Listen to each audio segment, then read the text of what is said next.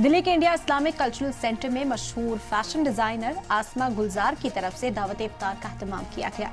इस इफ्तार तकरीब में देश भर की मशहूर हस्तियां शामिल हुईं। कई मुल्कों के एम्बेसडर समेत बॉलीवुड और फैशन की दुनिया की मशहूर हस्तियों ने शिरकत की है। इस मौके पर मुल्क में अमन, भाईचारा, समाजी हमआहंगी और खुशहाली के लिए दुआ की गई।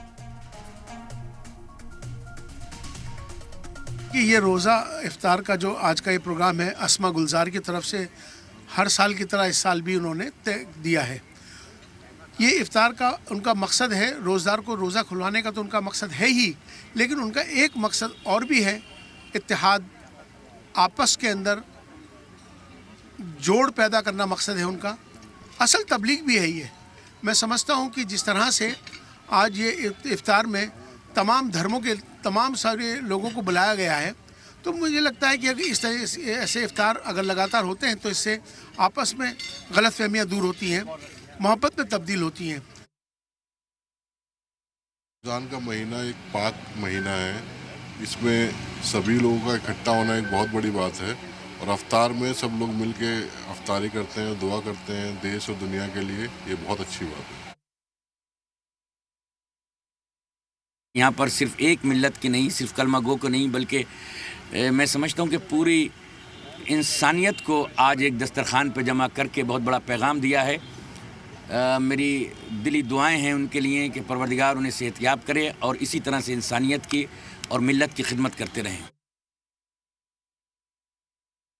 इफ्तार के मौके पे ये याद दिलाया जाता है कि भूख जो है उसको महसूस करके जो लोग भूखे हैं उनके लिए भी खाने का इंतज़ाम किया जाए। तो आसमा गुलजार ने ये जो हमको खाने पे बुलाया है, इफ्तार नहीं है बल्कि इस बात की याद दहानी है कि हम सब के लिए पूरे साल खाने का इंतज़ाम करें और रमज़ान के इस महीने में इसकी प्रैक्टिस होती है। Well, it's my first experience in Iftar. It's my first time experiencing this amazing evening, and I have to say that I'm greatly grateful for being here. It's amazing. It has been wonderful to see such an amazing culture and such an amazing hospitality. So it has been mind blowing to experience this whole thing, and hopefully can experience it again soon.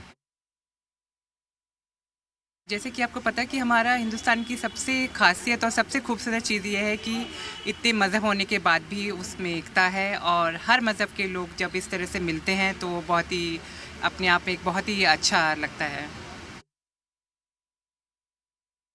आज अस्मा आपा ने ये रोज़ा अफ्तार किया है और इस तरह से हमेशा वो रोज़ा अफ्तार करती हैं और ये मोहब्बत का पैगाम वो पहुँचाती हैं पूरी दुनिया में। और रमज़ान शरीफ का मौका ये है कि आप सब बैठकर एक ही जगह पे अफ्तार करें, चाहे वो कोई भी मज़हब का हो, और ये मोहब्बत का एक दस्तरखान है जो पूरी दुनिया में लगता है।